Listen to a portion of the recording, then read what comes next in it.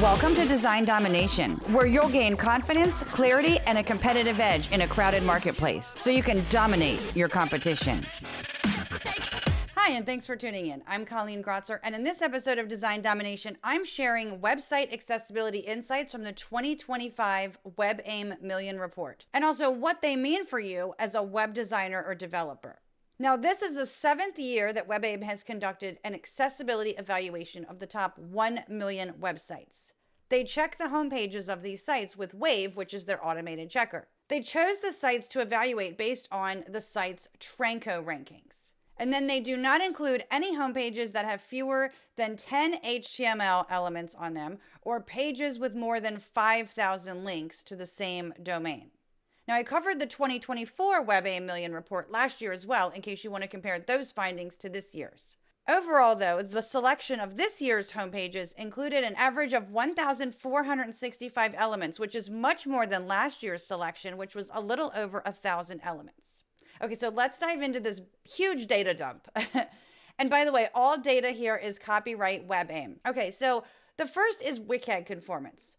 WebAIM defined errors as wave-detected accessibility barriers having notable end-user impact, and which have a very high likelihood of being WCAG 2.2 level A or AAA conformance failures. And WebAIM found that almost 95% of homepages had detectable WCAG failures, and with an average of 51 errors per page.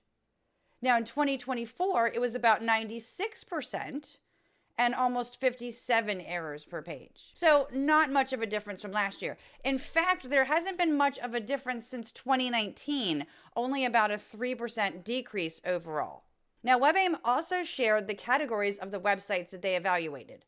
The sites that contained the highest number of errors, ranking from the bottom and then up to the middle, were in the categories of shopping, with an average of 71 errors, that had the highest number of errors, and then sports, style and fashion, home and garden, news, weather and information, hobbies and interests, travel, automotive, pets, gambling and casinos, arts and entertainment, adult content, real estate, gaming, and then family and parenting, which had an average of 52 errors. So remember, shopping was the worst. It had an average of 71 errors. And family and parenting had an average of 52 errors. So that's where they all fall in the list. And so, what's interesting about this is that, these industries would be good for finding clients because obviously they need help.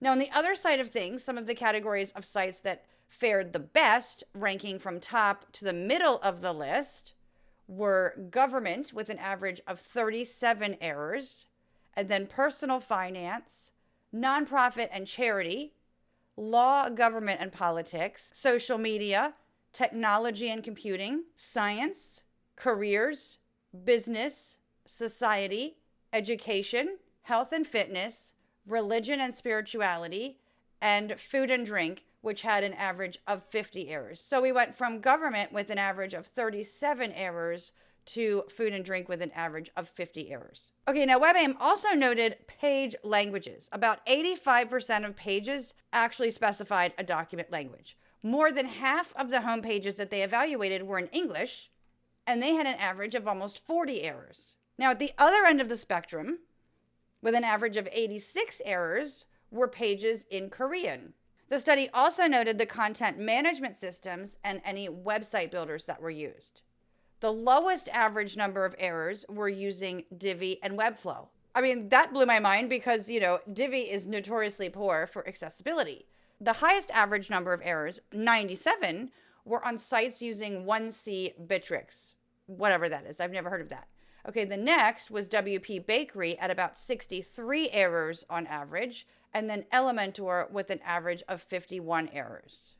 Now, WebAIM also noted that most pages that used a common CMS had fewer errors than average. Okay, when it comes to e-commerce platforms, they noted 3 e-commerce platforms: Shopify, WooCommerce, and Magento. Now, remember how I said shopping sites ranked the worst? Well, Shopify pages had an average of almost 70 errors. WooCommerce had an average of 75 and Magento about 85. WebAIM also classified the accessibility errors into 6 categories: low contrast text, missing alt text, missing form input labels, empty hyperlinks, empty buttons, and missing language. Okay, so low contrast text. Let's talk about this. Well, low contrast text was found on 79% of homepages. Homepages averaged almost 30 low contrast issues each. Now, last year, low contrast text accounted for 81% of homepages and almost 35 instances per homepage. Users who have low vision or another visual disability, even users without a visual disability, cannot read low contrast text. The next group of errors was missing alt text. Alt text on images was missing on 55.5% of homepages, and this actually increased by 1% over last year. An average of 11 images per page were missing alt text. 11 images per page. About 13% of images that had alt text had questionable or repetitive alt text, such as image, graphic, blank, or a file name, which is so not helpful, or alt text that was redundant with nearby text. Now, accurate and sufficient alt text is really important to help users of assistive technology to understand the content of images. Otherwise, they might be missing out on some of that content. Okay, another category I mentioned was missing form input labels, which were found on about 48% of homepages. There were an average of about 6 form inputs, such as form fields, on each homepage. More than a third of them were improperly labeled by use of the label tag or ARIA or a title. Form input labels are important to help users complete a form with the necessary information. Another category of errors was empty hyperlinks, which were found on about 45% of homepages. Other hyperlink issues, such as ambiguous link text, like click here, more, continue, and so forth, those were found on almost 14% of homepages, and this was an increase from 2024. Hyperlinks with the proper text are important so that users know where a link will take them. Another category was empty buttons, and empty buttons were found on almost 30% of pages, and this increased from last year as well. So that means that blind or low vision users will not understand the purpose of the buttons, such as to submit a form, or reset a form, or to filter search results, or to perform a search. And then missing document language. About 16% of pages were missing a set document language.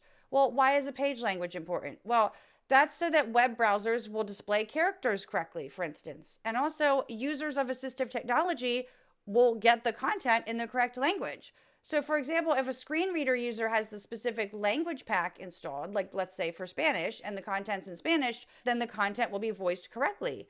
Otherwise, it will sound like a bad accent and may not even be understandable.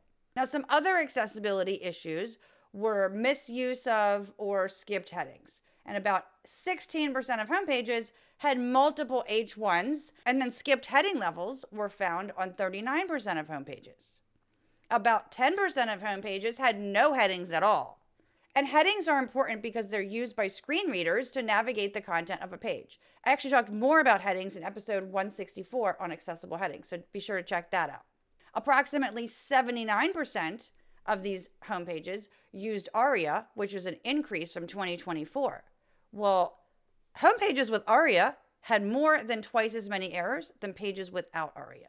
Now, ARIA itself is not the issue here. It's actually the misuse or incorrect use of ARIA.